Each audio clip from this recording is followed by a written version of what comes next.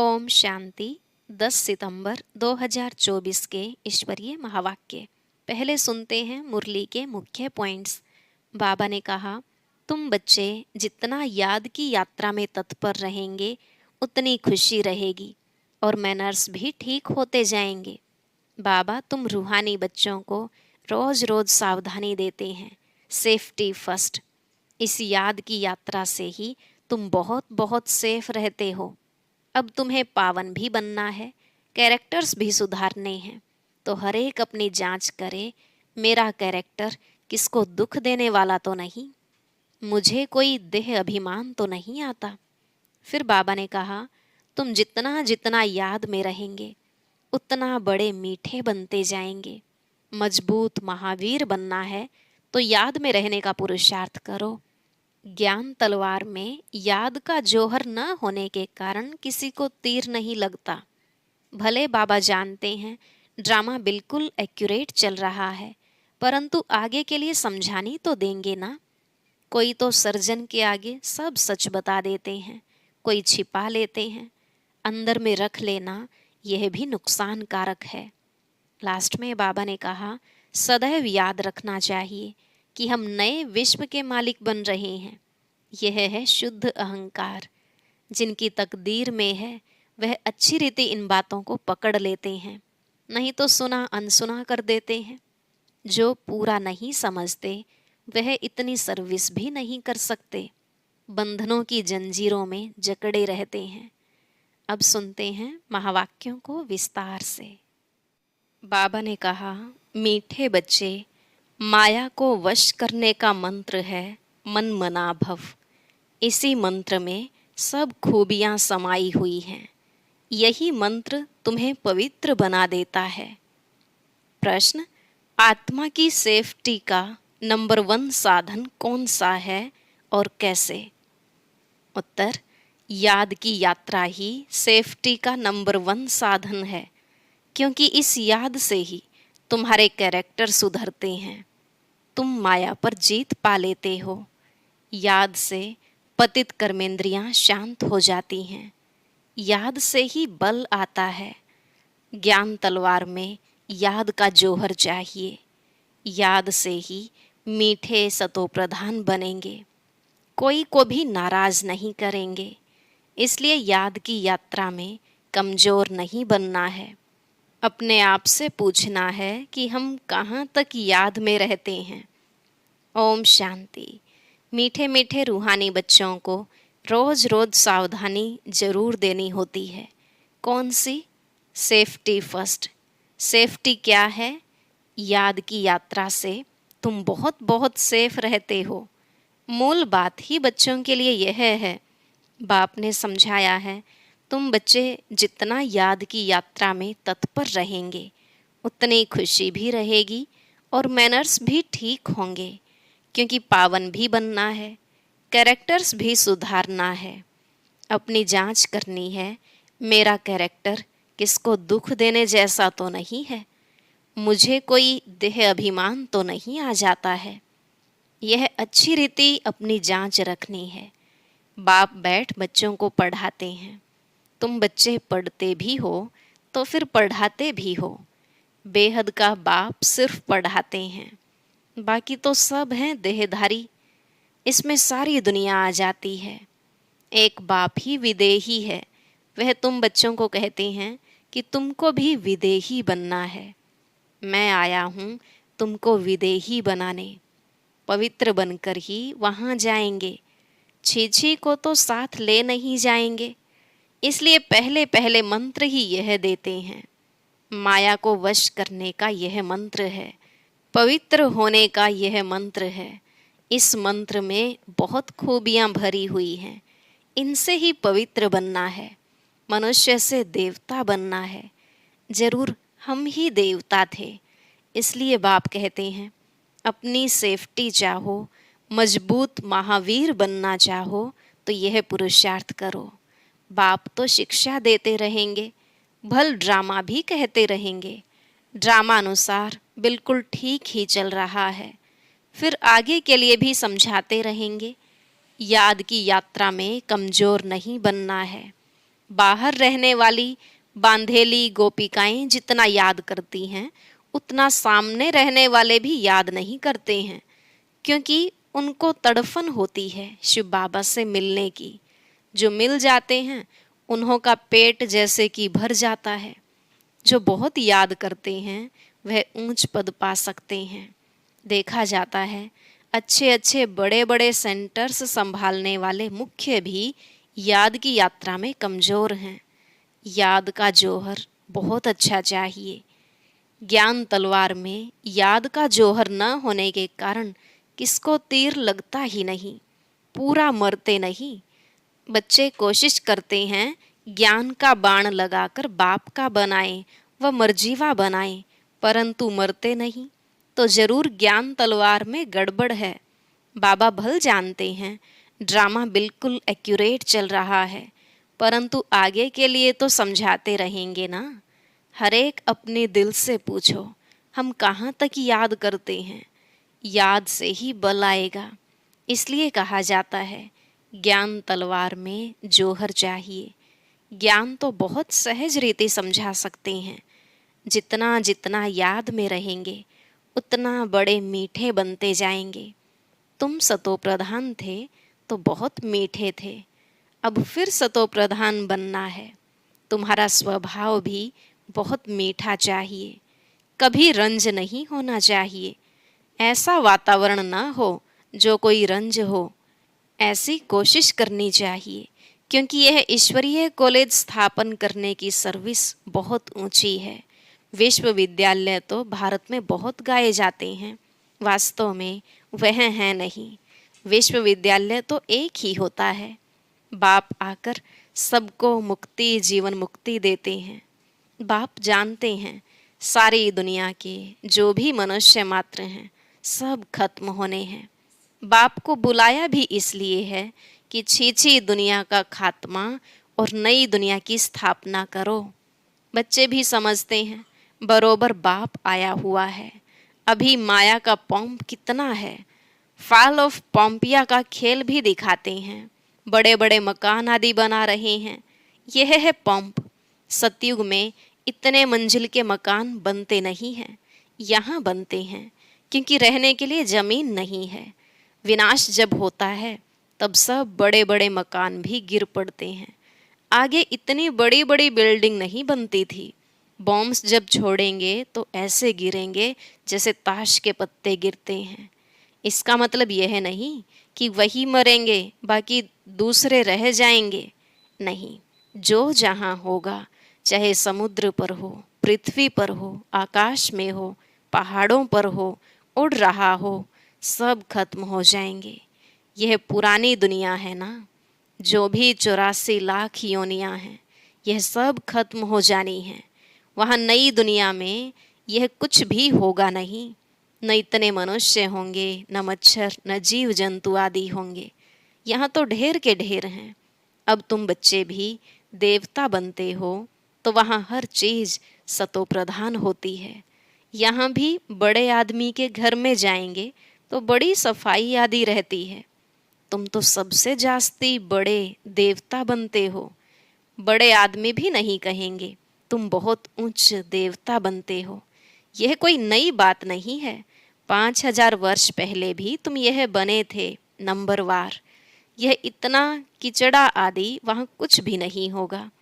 बच्चों को बड़ी खुशी होती है, हम बहुत ऊंच देवता बनते हैं। एक ही बाप हमको पढ़ाने वाला है जो हमको बहुत ऊंच बनाते हैं। पढ़ाई में हमेशा नंबरवार पोजीशन वाले होते हैं। कोई कम पढ़ते हैं, कोई जास्ती पढ़ते हैं। अब बच्चे पुरुषार्थ कर रहे हैं, बड़े बड़े सेंटर्स खोल रहे हैं, इसलिए कि बड़ों बड़ों को मालूम पड़े। भारत का प्राचीन राजयोग भी गाया हुआ है। खास विलायत वालों को जास्ती उत्सुकता होती है राजयोग सीखने की। भारतवासी तो तमो प्रधान बुद्धि हैं, वह फिर भी तमो बुद्धि हैं, इसलिए उन्हों को शौक रहता है भारत का प्राचीन राजयोग सीखने का। भारत का प्राचीन राजयोग नामी ग्रामी है, जिससे ही भारत स्वर्ग बना था। बहुत थोड़े आते हैं जो पूरी रीति समझते हैं। स्वर्ग हेवन पास हो गया, सो फिर होगा ज़रूर। हेवन अथवा पैराडाइज है सबसे वंडर ऑफ वर्ल्ड। स्वर्ग का कितना नाम बाला है, स्वर्ग और नर्क, शिवालय और वैशाल्य। बच्चों को अब नंबरवार याद है कि हमको अब शिवालय में जाना है। वहाँ जाने के लिए शिव बाबा को याद करना है। वही पंडा है सबको ले जाने वाला। भक्ति को कहा जाता है रात, ज्ञान को कहा जाता है दिन। यह बेहद की बात है। नई चीज़ और पुरानी चीज़ में बहुत फ़र्क होता है। अब बच्चों की दिल होती है इतनी ऊंचते ऊंच पढ़ाई, ऊंचे ते ऊंचे मकान में हम पढ़ाएं तो बड़े बड़े लोग आएंगे। एक एक को बैठ समझाना पड़ता है। वास्तव में पढ़ाई व शिक्षा के लिए एकांत में स्थान होते हैं। ब्रह्म ज्ञानियों के भी आश्रम शहर से दूर दूर होते हैं और नीचे ही रहते हैं, इतने ऊपर की मंजिल पर नहीं रहते हैं। अभी तो तमो प्रधान होने से शहर में अंदर घुस पड़े हैं। वह ताकत खत्म हो गई है। इस समय सबकी बैटरी खाली है। अब बैटरी को कैसे भरना है, यह बाप के सिवाय कोई भी बैटरी चार्ज कर न सके। बच्चों को बैटरी चार्ज करने की ताकत आती है। उसके लिए मुख्य है याद। उसमें ही माया के विघ्न पड़ते हैं। कोई तो सर्जन के आगे सच बतलाते हैं, कोई छिपा लेते हैं। अंदर में जो खामियां हैं वह तो बाप को बतलानी पड़े। इस जन्म में जो पाप किए हैं वह अविनाशी सर्जन के आगे वर्णन करना चाहिए, नहीं तो वह दिल अंदर खाता रहेगा। सुनाने के बाद फिर खाएगा नहीं। अंदर रख लेना यह भी नुकसान कारक है। जो सच्चे सच्चे बच्चे बनते हैं वह सब बाप को बतला देते हैं, इस जन्म में यह पाप किए हैं। दिन प्रतिदिन बाप जोर देते रहते हैं, यह तुम्हारा अंतिम जन्म है। तमो प्रधान से पाप तो जरूर होते होंगे ना। बाप कहते हैं मैं बहुत जन्मों के अंत में जो नंबर 1 पतित बना है उनमें ही प्रवेश करता हूँ, क्योंकि उनको ही फिर नंबर 1 में जाना है। बहुत मेहनत करनी पड़ती है। इस जन्म में पाप हुए तो है ना। कईयों को पता ही नहीं पड़ता है कि हम यह क्या कर रहे हैं। सच नहीं बतलाते हैं। कोई कोई सच बतला देते हैं। बाप ने समझाया है, बच्चे तुम्हारी कर्मेंद्रियां शांत तब होती हैं जब कर्मातीत अवस्था बनती है। जैसे मनुष्य बूढ़े होते हैं तो कर्मेंद्रियां ऑटोमेटिकली शांत हो जाती हैं। इसमें तो छोटेपन में ही सब शांत हो जाना चाहिए।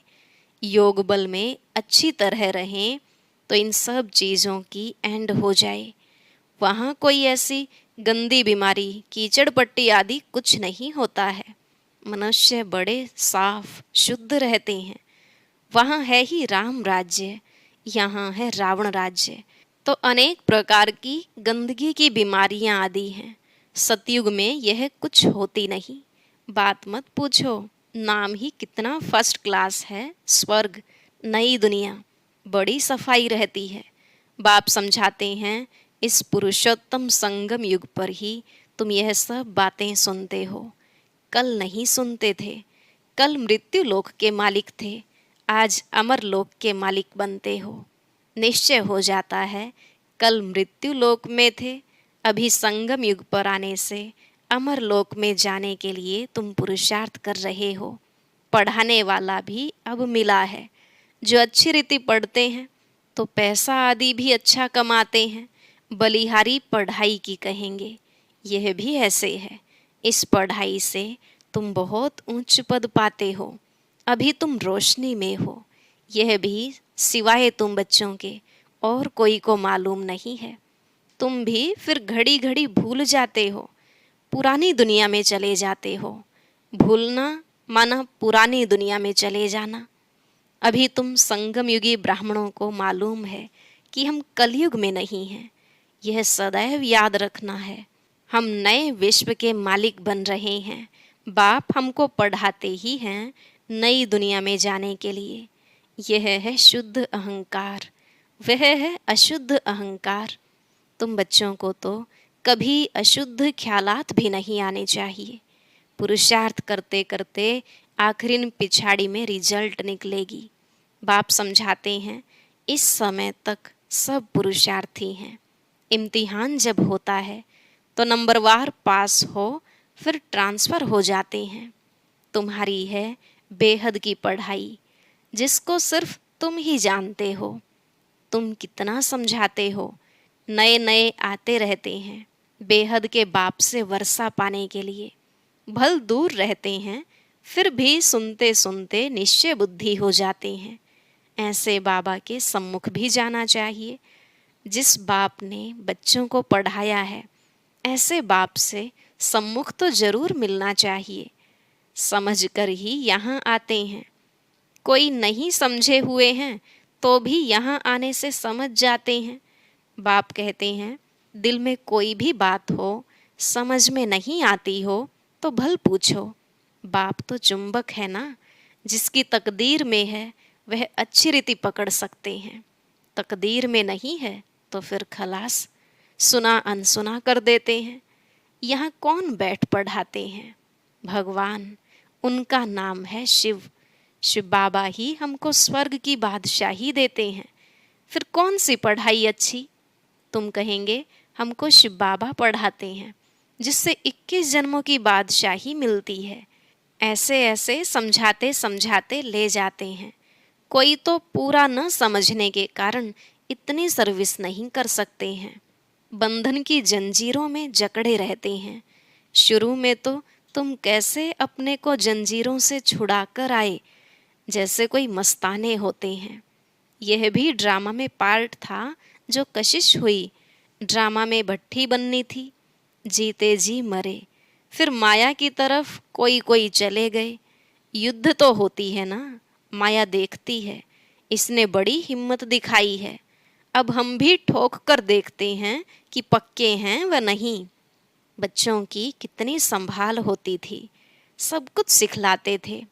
तुम बच्चे एल्बम आदि देखते हो, लेकिन सिर्फ चित्र देखने से भी समझ न सके। कोई बैठ समझाए कि क्या क्या होता था, कैसे भट्ठी में पड़े थे, फिर कोई कैसे निकले, कोई कैसे।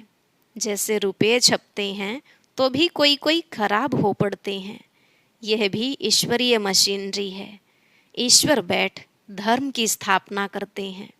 यह बात किसको भी पता नहीं है। बाप को बुलाते भी हैं, परंतु जैसे तवाई समझते ही नहीं। कहते हैं यह कैसे हो सकता है। माया रावण एकदम ऐसा बना देती है। शिव बाबा की पूजा भी करते हैं, फिर कह देते सर्वव्यापी। शिव बाबा कहते हो, फिर सर्वव्यापी कैसे होगा? पूजा करते हैं, लिंग को शिव कहते हैं। ऐसे थोड़े ही कहते हैं कि इसमें शिव बैठा है। अब पत्थर ठिक्कर में भगवान को कहना, तो क्या सब भगवान ही भगवान हैं? भगवान अनलिमिटेड तो नहीं होंगे ना। तो बाप बच्चों को समझाते हैं, कल्प पहले भी ऐसे समझाया था। अच्छा, मीठे मीठे सिकिलधे बच्चों प्रति माता पिता बाप दादा का याद प्यार और गुड मॉर्निंग। रूहानी बाप की रूहानी बच्चों को नमस्ते। रूहानी बच्चों की रूहानी बाप दादा को नमस्ते नमस्ते, गुड मॉर्निंग, शुक्रिया बाबा, शुक्रिया। धारणा के लिए मुख्य सार। पहला पॉइंट, ऐसा मीठा वातावरण बनाना है जिसमें कोई भी नाराज ना हो। बाप समान विदेही बनने का पुरुषार्थ करना है। याद के बल से अपना स्वभाव मीठा और कर्मेंद्रियां शांत करनी है। दूसरा, सदा इसी नशे में रहना है कि अभी हम संगम युगी हैं, कलयुगी नहीं। बाप हमें नए विश्व का मालिक बनाने के लिए पढ़ा रहे हैं। अशुद्ध ख्यालात समाप्त कर देने हैं। आज का वरदान, अकाल तख्त और दिल तख्त पर बैठ सदा श्रेष्ठ कर्म करने वाले कर्म योगी भव। अकाल तख्त और दिल तख्त पर बैठ सदा श्रेष्ठ कर्म करने वाले कर्म योगी भव। बाबा ने कहा, इस समय आप सभी बच्चों को 2 तख्त मिलते हैं, एक अकाल तख्त, दूसरा दिल तख्त। लेकिन तख्त पर वही बैठता है जिसका राज्य होता है। जब अकाल तख्त नशीन है तो स्वराज्य अधिकारी हैं, और बाप के दिल तख्त नशीन हैं तो बाप के वर्षे के अधिकारी हैं, जिसमें राज्य भाग्य सब आ जाता है। कर्म योगी अर्थात दोनों तख्त नशीन। ऐसी तख्त नशीन आत्मा का हर कर्म श्रेष्ठ होता है, क्योंकि सब कर्मेंद्रियां लॉ और ऑर्डर पर रहती हैं। स्लोगन: जो सदा स्वमान की सीट पर सेट रहते हैं वही गुणवान और महान हैं। जो सदा स्वमान की सीट पर सेट रहते हैं वही गुणवान और महान हैं। ओम शांति। कोई कोई बीके के कभी कभी यह संकल्प चलते हैं कि क्या सच में बाबा का मुरली सुनाने का पार्ट पूरा हो गया? हो सकता है कहीं और बाबा का पार्ट शुरू हो गया हो। तो आज के इस ज्ञान मोती में आपके सारे ऐसे प्रश्न समाप्त हो जाएंगे। सुनने के लिए ऊपर दिए गए बॉक्स पर क्लिक करें।